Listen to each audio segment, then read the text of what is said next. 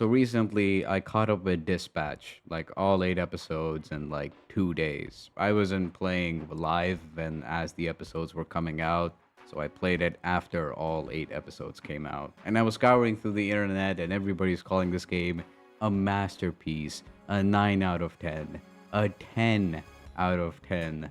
And I have to say, like, it's not perfect, but I like it. I really like it. I want a season two, and I think it's like a 8.5 out of 10.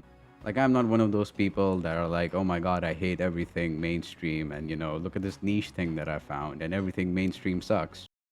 I'm on the same boat that Dispatch is really good, but I feel like a lot of people, because of recency bias, is just like that. Yeah, it's the perfect thing ever made, and it's not. Like there are some problems, even narratively speaking. But I feel like we should first see the good things about Dispatch and everything that it does right. And I feel like why so many people were sort of drawn to Dispatch in the first place. I feel like the atmosphere and the overall art style is what drew a lot of people to Dispatch. Not only it looks really great, and by the way, it's not a heavy game to run because I assume that all of these cutscenes are like pre-made, which is kind of a very smart decision because think about it. If a story game like this doesn't need real-time rendering with 3D models, it really just needs the cutscenes and the dialogue options, which works great because that means you can run Dispatch on your potato PC. I mean, how many latest famous games are all heavy? That are made in Unreal Engine 5 that don't even run properly because how heavy it is. And even if you have the latest PC specs, there's still a doubt that it might not run correctly. But the fact is that it's very easy to run. So that's another good thing. That means a lot more people can experience Dispatch.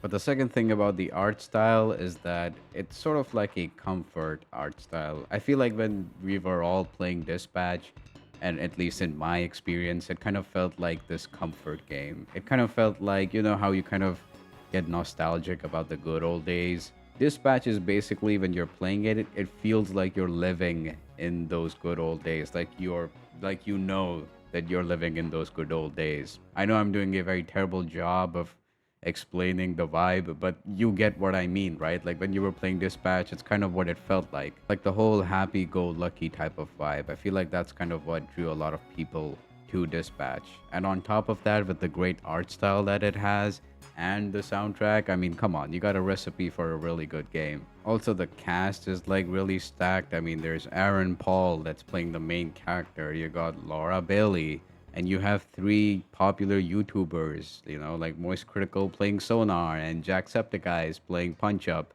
and Joel Haver, who is playing Waterboy. And I feel like out of these three characters, voice acting wise and character growth wise, I like Waterboy more because, like Joel Haver gives a terrific performance as Waterboy. I mean, he's technically an actor, he makes skits, so he has a lot of acting experience. And then Jacksepticeye has done voice acting roles before, so it makes sense why he's like the second best. And unfortunately, Moist Critical comes in third. Now, I really do like Sonar. I used him a lot during the dispatching gameplay, and I like his character design. But I mean, yeah, I mean, his voice acting is like decent. Like, it's good. It's not terrible. It's not even mid. But compared to these other two, like, it kind of falls short, in my opinion.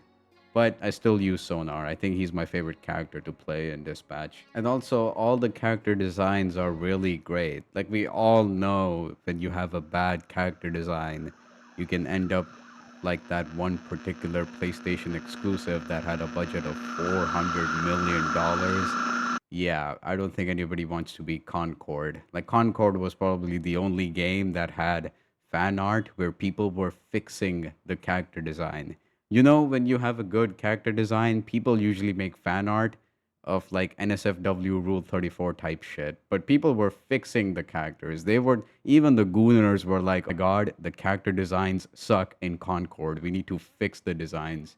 Even they weren't making NSFW. I don't even think you could find NSFW art of Concord. But I mean, this isn't a Concord video, this is a Dispatch video. And yeah, the character designs are really great, and the voice acting is really great. But and also talking about the gameplay, initially I was like hesitant. I didn't know if I was gonna like it when I saw it in the trailers. But then I tried it for myself and I was like, you know what? Actually isn't that bad. You know what? It's kind of enjoyable. And that's kind of the thing. I know it's like a personal preference. Some people are gonna like it, some people won't. But I like the dispatching gameplay. And also kind of a unique idea. Like you kind of think about it and like probably someone came up with this idea and was like, hey, let's make a game about the guy who dispatches the superheroes, where the player plays as the dispatcher instead of the superheroes. Now, initially you would think, wow, that's kind of a shit idea, but it kind of works in Dispatch because A, it's a narrative game, and B, the dispatching isn't that bad either. And also the Z team, like the characters from the Z team get developed through the dispatching gameplay. And again, some people might like it, some people won't, but I personally did like it. There's like even hacking sections that are pretty decent. Like these are like mini puzzles basically that you have to do, and they're like decently made. They're not too difficult, but not too easy either, which is fine. And the thing is, the gameplay doesn't overstays its welcome. It knows it's more of a narrative game, so there isn't too much of it, but there isn't too little of it either. It's like in the perfect amount. And on top of that, through the gameplay sections, the characters on the Z team get developed too because they'll have like conversations with each other. Some of the characters have like synergies with each other, so they'll have these abilities that you can use that are pretty great. Some characters have their own passive abilities, and when you pair them up with like other characters, you can like make a really good combo. And it's just like it's kind of fun doing that. It's like a nice change of pace if you're tired of like I don't know this. But yeah, that's basically Dispatch. It's really great. The narrative is great. But now the bad stuff that I'm going to be getting into, the stuff that I didn't like. Moving on to the problem that I have is the whole Invisigal versus Blonde Blazer. Invisigal versus Blonde Blazer is like the most divisive topic of 2025. It's like the most divisive topic since Last of Us Part 2. Who is the better dispatch waifu? Is it Invisigal, the tomboy? Or is it Blonde Blazer and Mommy? This broke the internet into two pieces. It was like World War III. There was blood on the streets. Every side is coming up with their own arguments of why one romance option is better than the other. But what if I told you that none of this really matters?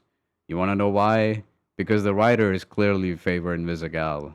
Yeah, Invisigal has a lot of screen time, and the way she's written into the story, I mean, come on. It's like the writers want you to pick Invisigal. Don't believe me? Well, I'll show you.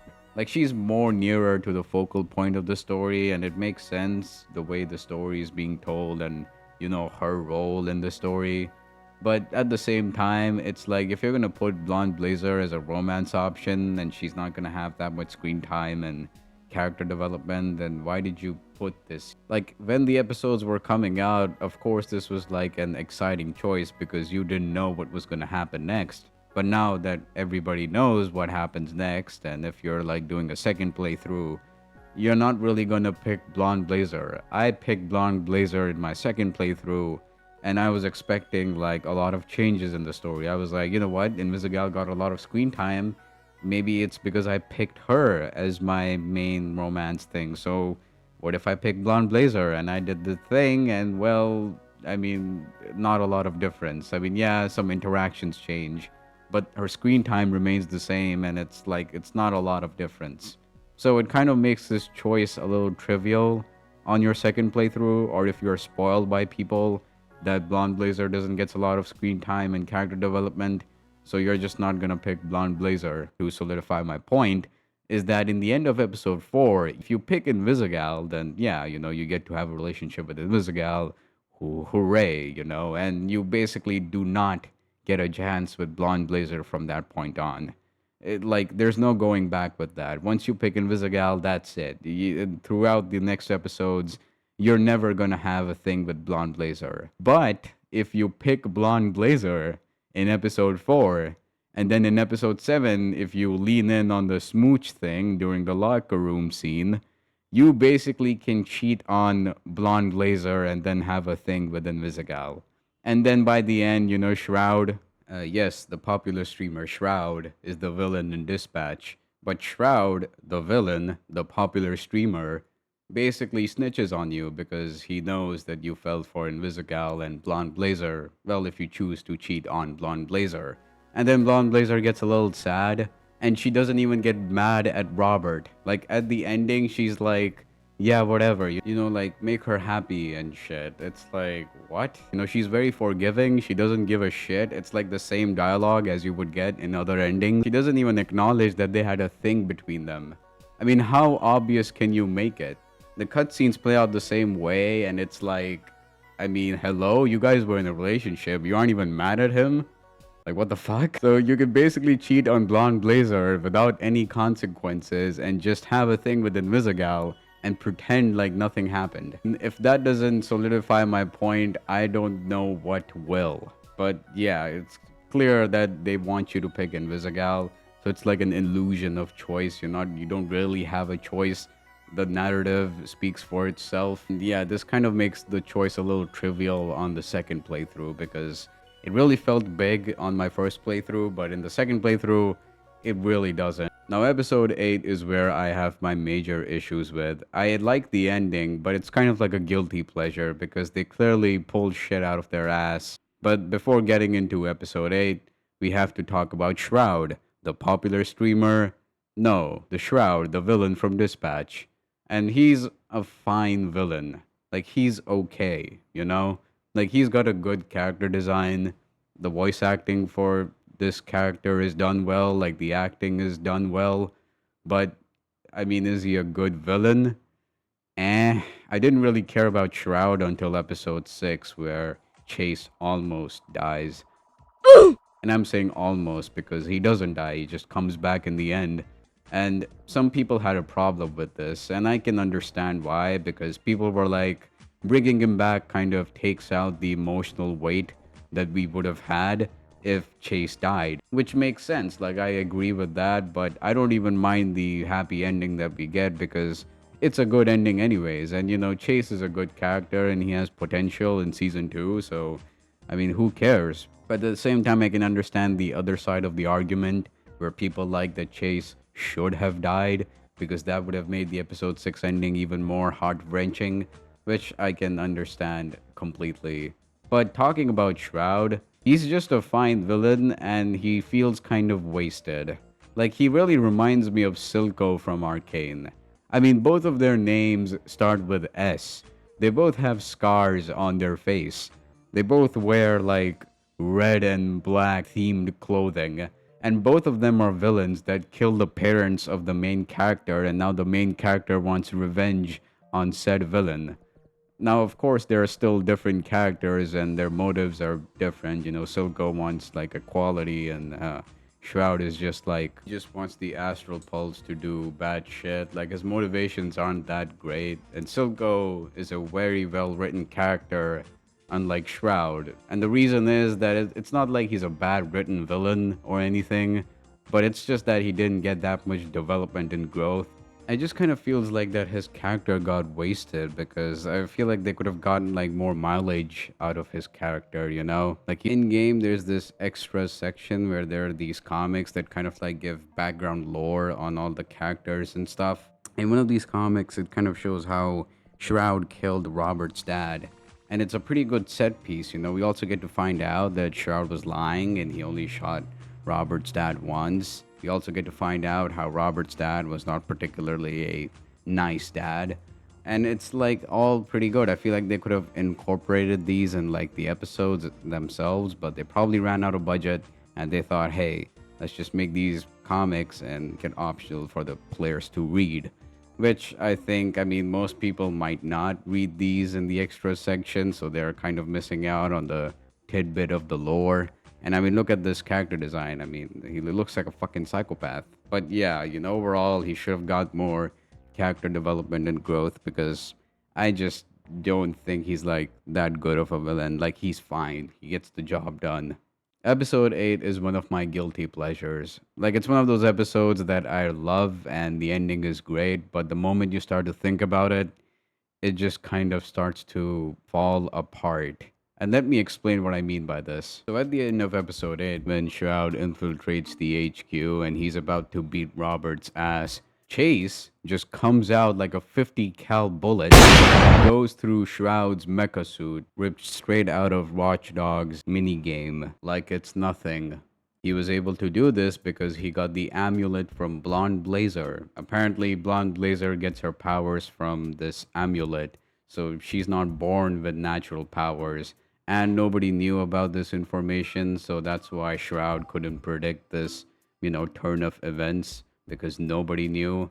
And if you chose to date Blonde Blazer, then only you would know, and Blonde Blazer herself. So nobody knew about this, and hence Shroud couldn't put this formation in his probability calculator, so he couldn't see this outcome even being a possibility. Okay, so that makes perfect sense. Now you're probably asking, well, what's the problem then? Well, I want to remind you that Chase right now is probably the most overpowered character in Dispatch. Not only he has Blonde Blazer's amulet, which not only gives powers to normal human beings, but if you give it to someone who already has powers, it not only removes their drawbacks and enhances their powers. That means that not only Chase has increased speed, and on top of that, he has no drawbacks, which means he cannot age anymore when he goes into super speed. But he also can fucking fly. And I'm also assuming that his durability is massively increased because he literally goes through the mecha suit like it's paper. So yeah, I think Chase is like the most OP character in the Dispatch universe as of right now. So I mean, it should be pretty easy, right? Like, Chase should just be able to solo Shroud on his own in like 5 seconds. He can just dismantle the entire spider suit. But that doesn't happen. There's a fight scene that happens, but fine, it's a cool fight scene. Maybe they were just bullying Shroud. Fine, I'll let it slide. My biggest problem comes in is when they bully Shroud and Shroud is defeated. Somehow he gets his hands on Robert's pet dog. What was the dog doing on the random roof of the SDN headquarters? And the last time we saw, Robert left the dog with Chase when he was hospitalized on the same night. So how the hell did Shroud get his hands on Robert's dog? How did that happen? That is just convenient. Like, was the dog just roaming around on the rooftop? But that doesn't make any sense because then the dog would just run away when he would see the, I don't know, spider tank crashing from space.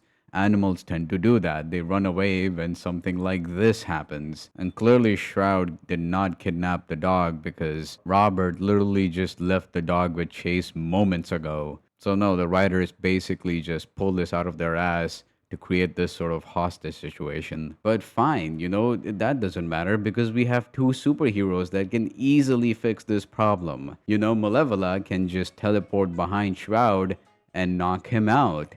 Or Chase can just go in super speed and take the dog from Shroud. Or make Malevola teleport behind Shroud so he can't do anything because Malevola is literally strong as fuck. And then Robert or Chase come in and take the dog from Shroud before Shroud does anything bad. There you go, problem solved. Shroud doesn't get to hurt the dog, he gets arrested, and none of this happens. Right? Wrong. Like, everybody just kind of stands around and does nothing and then they get surrounded. And then this goes on for minutes. Now, here's my problem. You have a speedster on your team that has super speed, meaning he can also think in super speed. Because if he couldn't think in super speed, then every time he would, run through the streets, he would be running into people and buildings. But since he's able to run through these streets, he can easily think in super speed, obviously. And he has faster reflexes and perception time when he's in super speed mode. And on top of that, he can fucking fly and his powers are enhanced. Why can't he just take the dog from Shroud? But no, we had to have this whole drama thing happen.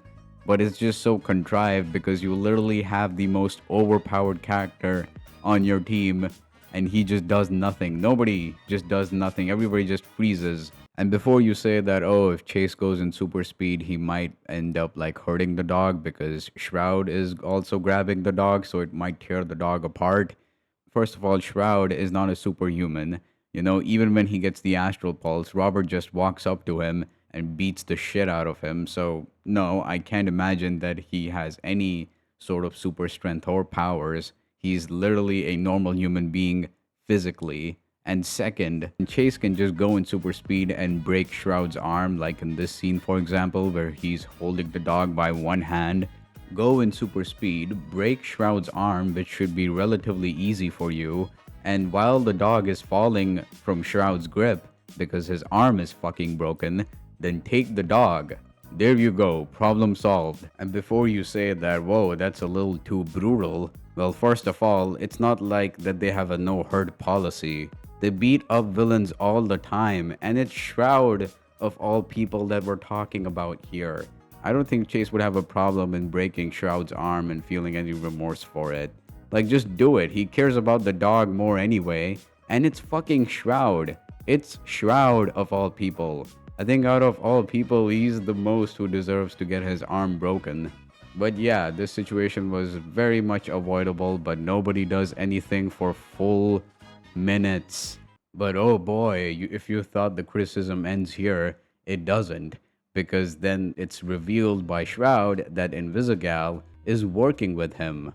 Now let me explain that why this twist makes no sense at all. Straight in the beginning, Invisigal was working with Shroud, and she was the one who planted the bomb on Robert's mecha suit, which ended up blowing up, and then she quit working for Shroud, but then her augments stopped working, basically Shroud crossing her, and then she ended up turning herself in and signing up for the Phoenix program. But then in episode 7, Shroud is interrogating Robert to ask the whereabouts of the Astral Pulse, but Robert himself doesn't have the Astral Pulse, and then it's revealed that Invisigal took the Astral Pulse for herself. But then it's revealed later on that Invisigal was just trying to protect Robert, because if she would have given the Astral Pulse to him, you know, Shroud would have just beaten it out of him and would have stolen the Astral Pulse from Robert. So she was trying to protect him. But it's clear that clearly Shroud is after Invisigal, because he clearly says, oh, she fucked us both, and oh, you know, she fooled me too. Now this line kind of implies that she betrayed him, because he says she fooled me. So, you know, like maybe I'm reading too much into it, but if the theory is correct, and if they were working prior to this, and the original plan was for her to act like that she got put down by Shroud, and then Shroud takes the Astral Pulse from her, so it looks like that, you know, Shroud bested Invisigal, even though that's not the case. And maybe that was part of their agreement, you know? It was like that, hey, you can take the Astral Pulse, and I don't have to like cut ties and make things sour with Robert. As I was editing this video, I came to the realization that that's not the case, because Shroud almost killed Invisigal. If it wasn't for Chase, then Invisigal would be dead. So no, I don't think they were working together during this scene. But if they were, then I think what happened was that Shroud was only meant to, like, you know, punch Invisigal around a little bit and then just take the Astral Pulse. But he decided to go over the top and just decided to kill Invisigal. Maybe he thought she was a liability or something to his plans.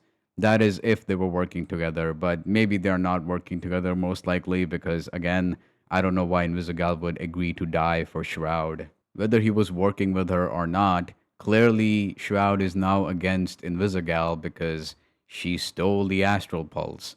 So he is going to be after Invisigal. And considering Invisigal ends up giving us the Astral Pulse later on, clearly Shroud and Invisigal are not working together. And Shroud would be a dumbass if he decides to let her back into the team, which he does for some reason. And again, even if they started working together, how would that happen? This whole episode 7 finale and episode 8 takes place on the same night.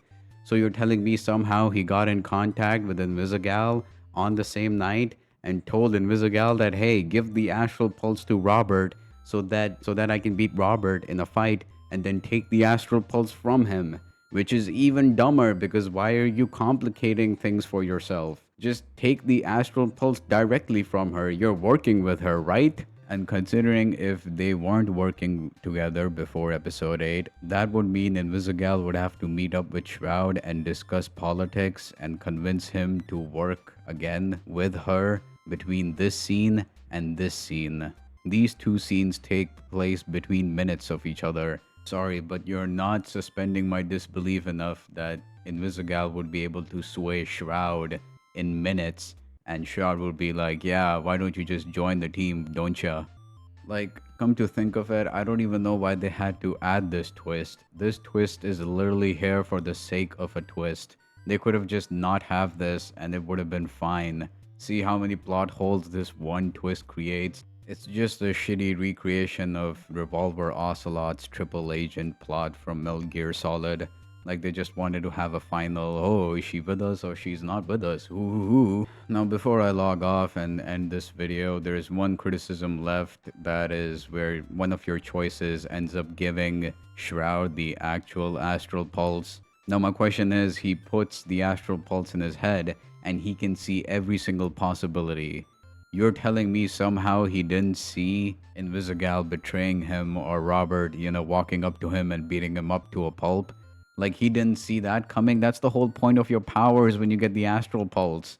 So you're telling me even with the astral pulse, he's not that big of a threat and you can catch him by surprise? Like, and the story just explains it by saying, oh yeah, I guess you didn't see that coming. Like that's their lousy explanation. It's such a big plot hole that nobody was talking about. But yeah, even after all of this, I still like Dispatch, in case you forgot. I know the criticism part of this video is more than the positives, but I feel like trying to explain my criticisms took more time. But yeah, I still think it's great, but I just think the ending could have been done better, and some of the characters could have been fleshed out. But yeah, that's basically Dispatch. I still recommend it, and I can't wait for season 2. But yeah, that's pretty much about it. I don't have an outro, so I'll just randomly cut out.